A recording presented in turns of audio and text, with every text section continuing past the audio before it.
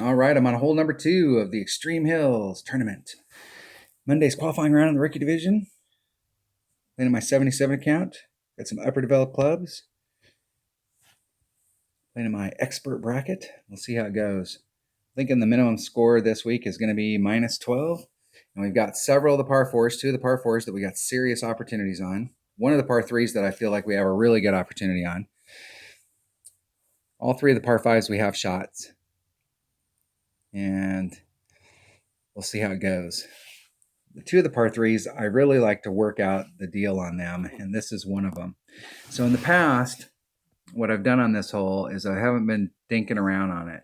And I will say that I think, if I remember correctly from earlier, the wind, every time we've ever played this hole in the past, I believe that we've had a headwind. But I don't think we have a headwind this week. I think we've got some kind of tailwind. I think it's running off to an angle on one side or the other, but I think we have a tailwind this week. What I've done in the past is I've come here, and I can't remember which ball I used. It might have been like a Navigator. And my red line for my Guardian was like right in this area. And I was able to get a minimum club and try and backspin it to the cup. And the deal is that it guarantees you a birdie. So if you're having any problems at all on this hole with rollout and any problems, if you want to get a guaranteed birdie, bring a Guardian. If the wind is tailwind, you'll probably want to bring as low a ball like a power 1 or a power 0 ball so that you can push this red line back as far as you can so that you can get up here and then have enough room to work the wind out. I think in the past we've had a headwind, and so I was able to push the wind out forward, and so it worked out for me. But what I'm trying this time is there's several different ways that we can go at this hole.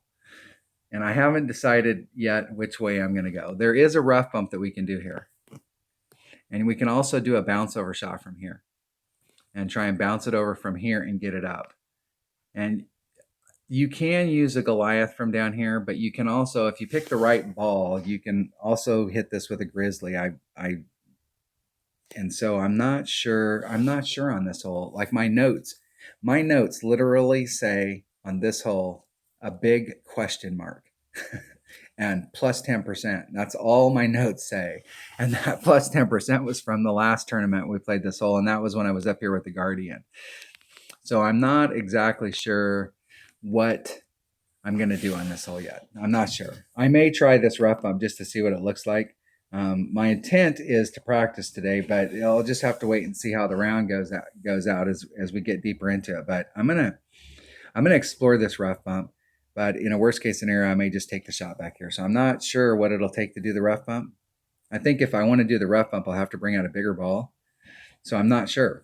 And so that's what these practice rounds, that's the whole thing about the practice rounds is that when you get into your actual qualifying round or when you get to the opening round, you want to get to the hole and you already have a game plan. You know what ball, you know what club, you know what secondary club, if it's a par 4 or a par 5.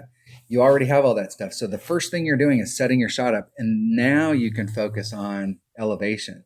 If you're trying to do all of that stuff at the very beginning of the week, that's too much for me. I'm just a guy. Come on, man. That's way too much for my little brain to handle. I want to do one thing at a time and try and do that one thing perfect and then move on to the next thing. Once I get one thing down, then I can move on. Don't confuse me. It's the beginning of the week. If you're watching my videos and you haven't been a subscriber for a long time, and thanks for subscribing. The channel's doing awesome. I appreciate every single one of you. It's just amazing to me. But if you're a newer viewer, the whole deal is that I always want my weekend round to be the best round that I shoot. And the whole thing for me to try and help you is to try and actually learn how to make adjustments for yourself. So we get stuff in the community, but you have to make that work for you. So if you're out there and you're taking a shot and you're like, I know this is a shot, this is what everybody's saying, and it's 10% and it's not going in, change it. Go to 15, go to 12.5, go to 7.5, go to 5. If you're using the apps, you're going to do the 5, 10, 15, and then you may have to make a manual adjustment where you move at 0.1 or 0.2, or you have to do something. If you're using a calculator and pen and paper like I use, I can pick the number. last tournament, the tournament before, there was a couple holes I didn't hit hole-in-ones on all week long, and I was just like, I was at 5%, I was on one side, I was at 10%, I was on the other side, and the weekend round I went screw it, and I went 7.5%, and bam, started making hole-in-ones. So if you're using pen and paper, that's the way it works. So let's make sure we got several different bags going here. I think that bag right there will work, and I'm just not sure about ball. That's the whole deal. I think in order to get up there and push my red line, in order to do that rough bump, I'm probably going to have to bring a kingmaker. I'm going to bring a Titan, the king of balls. And I can switch that if it looks, and if I have to time out in order to get the deal, then that's the way it works out. I'm not going to worry too much about it. Today is it's more important to figure out what I'm doing today than it is to try and make this shot. Because today is really a practice day. Sometimes I go in with the best of intentions to practice, and hole number one, I didn't get the eagle, but if I got the eagle there, that might maybe change my religion. That's right at my red line. We are getting a little bit of tailwind here. Let's see if I got enough topspin to get up there with a guardian, with this. And I don't have enough side spin. So let's switch to a kingmaker. See if I got enough side spin to get me up to the hole.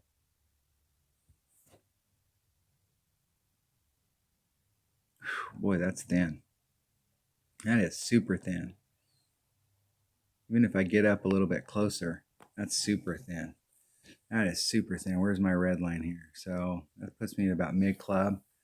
Let me switch to a katana and see where that puts me.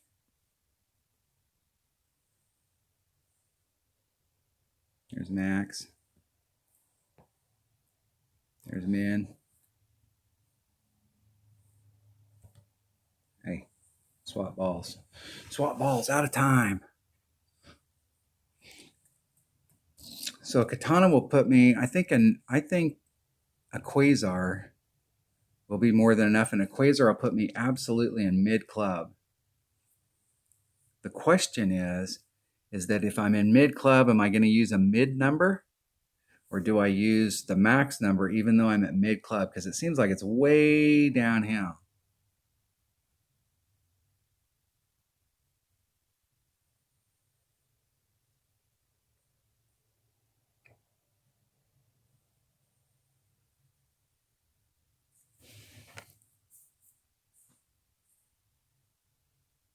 See if my opponent can get that to stick.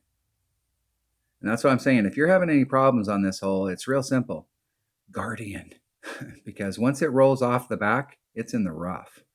I mean, there's just no two ways about it. So let me switch to a quasar. Let me see where my club is there. So there's min.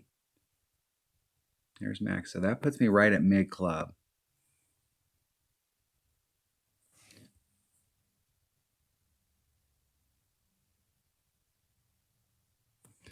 Go right at the cup. So it's 3.9. 3.9 times 1.1 divided by 1.5. It's 2.86 rings. And that just does not seem like enough as far as the 10%. 2.86.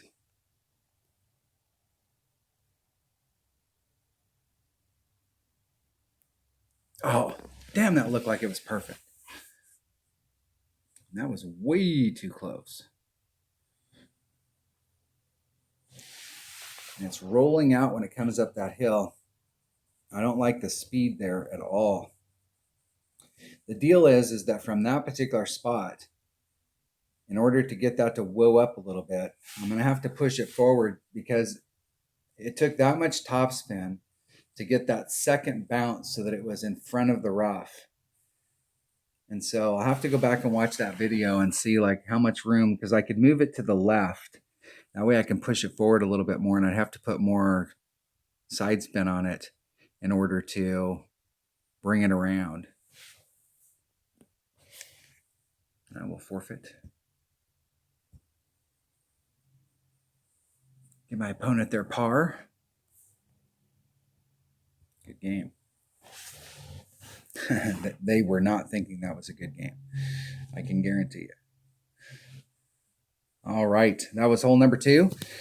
So what did we learn on hole number 2? I'm, you know, I like the idea of bouncing it over and trying to run it up there, because I always think that you have a better shot at getting a hole in one when you're running it up. I really wanted to use that rough bump over there, but I don't like the fact that even with a 3 side spin ball, I'm not able to get it to whip around unless I'm right against that. So I mean that gives me zero margin of error on the left hand side. If it was one of those rough bumps, and Dale Appleby's watching this video and he's spending 15 minutes again on a par 3, and it's only 10 minutes and 37 seconds, Dale. So in this area right here, what I'd like to be is 2 rings off, so that I have a little bit of margin of error on the left and the right hand side. And in order to get the ball going towards it, I was like half a ring off of that. So I mean, I've got plenty of room on the right. So if I hit a great to the right, I'm fine. But if I hit a great to the left, bam, I'm in the sand. And I am not interested in getting a par on a par 3. And when we're down in this area here, trying to come bouncing it over, what I was talking about was I was down in this area right here, a couple rings off. And what I could do is move it up into this zone right here. And that'll make me have to put a little bit more right-hand side spin on it, but it'll put my second bounce. My second bounce wasn't that far in front of this rough. And so I need to woe the ball up a little bit because I had too much speed there. But if I woe it up, if I pull that second bounce towards me, I don't have any room for margin there. So the way I could make up for that is to pull the ball out here to the left and then put more right hand side spin on it. That'll put my second bounce farther in front, and that way I can have a little bit more control over it. I'm going to continue to work this shot down here, because I know that if I don't like what I'm seeing down here, or if I just don't think I'm going to be able to get it worked out, I can always come up here with a Guardian, with a 0 power, and I can try and backspin it to the cup. All right. That was hole number 2 of the Extreme Hills Tournament in Monday's practice round in the rookie division. Thanks for watching.